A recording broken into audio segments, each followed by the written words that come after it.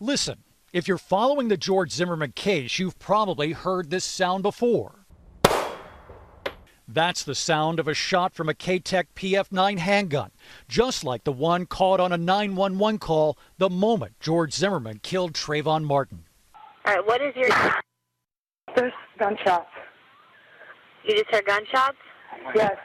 Zimmerman carried the gun legally, but prosecutors seem to suggest he was doing more than that. It wasn't necessary for the defendant to rack it to load a round. It was ready to go.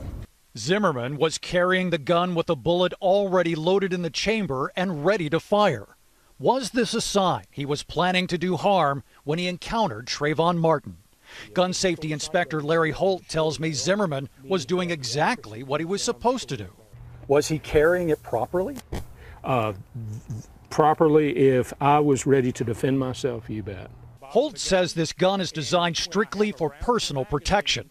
One of the cheaper guns on the market selling for between $300 and $400. Made to be concealed, carried, and ready to shoot. It's called carrying hot. So you recommend to your students to carry this one hot?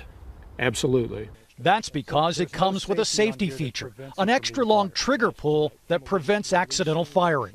But we also learn, watching this trained marksman, you missed. I know, it's not a real accurate gun. The Kel-Tec PF9 is only effective in close quarters, something else noted by prosecutors. Have you ever heard a prosecutor raise these points before? No, I have not. Florida firearms attorney Cord Bird says state attorneys could be targeting specific jurors by trying to use the features of Zimmerman's own gun against him. I think amongst most people familiar with firearms, that line of argument would be totally unpersuasive. But once again, to someone who's unsophisticated in the usage of firearms, possibly it could be persuasive.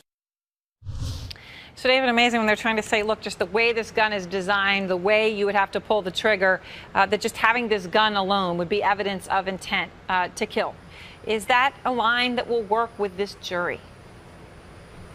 Well, when you look at the makeup of the jury, just 6 members here, 4 of them indicate that they have family members who own firearms, that they might be familiar with weapons and not susceptible to that argument. One of the 4 actually used to have a concealed carry permit. So it looks like that the prosecution might be taking a chance here.